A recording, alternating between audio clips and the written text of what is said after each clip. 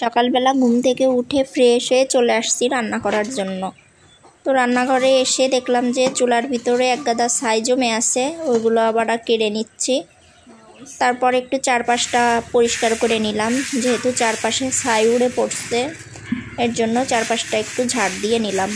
আজকে রান্না করব হলো ছোটো মাছ, যে নদীর চেলা মাছ যে দেখাইছিলাম আপনাদের, শ্বশুর আনছিল, সেই মাছ রান্না করব আজকে। হাতে মাখায় রান্না করব।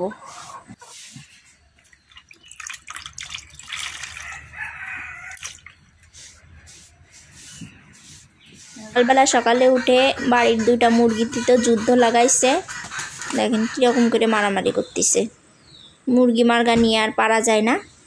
রান্নাটা এখন শুরু করে দিলাম, সব কিছু দিয়ে একবারে হাতে মাখায় রান্না করব। হলুদ, লবণ, তারপর মশলা যা যা লাগে, জিরা বাটা, রসুন বাটা, পেঁয়াজ কুচাই দিছি, কাঁচামরিচ দিছি। তারপরে যে পরিমাণ মতো তেল দিয়ে এখন আমি হাতে এটাকে ভালো মতো মাখায়ে তারপরে রান্নাটা বসাই দেব।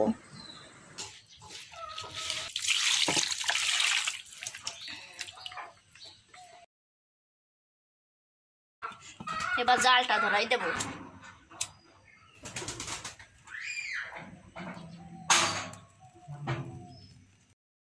নদীর এরকম সেলা মাছ হাতে মাখায় রান্না করে খাতেই বেশি মজা লাগে। আমরা তো এরকম হাতে মাখায় রান্না করে খাতেই পছন্দ করি, বেশি করে পেঁয়াজ দিয়ে রান্না করি। জালটা জ্বলতে থাকুক, ফাইম আবার ডাকলো কান শুনে আসি। আমাদের একটা পায়রার বাচ্চা মরে গেছে, দুইটা বাচ্চা হয়েছিল আর একটা বাচ্চা রয়েছে। এখন ওই বাচ্চাটারে ধরে নিয়ে আসবো, জবাই করব। ওদেরও যদি ঠুকায় মাইরে ফেলে। এই যে দেখেন, এই বাচ্চাটা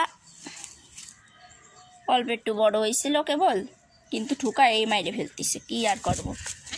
এখনো উড়া ভালোই নাই। আয় আয় আয় আয়, উড়া ভালোই নাই।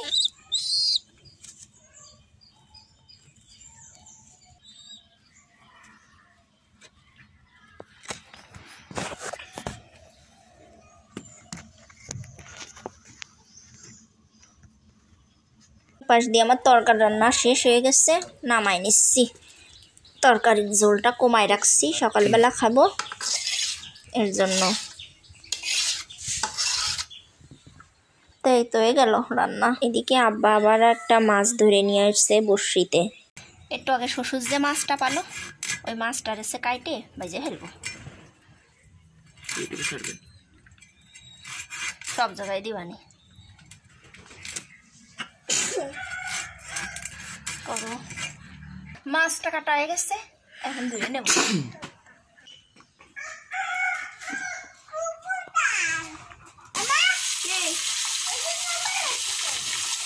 कैसे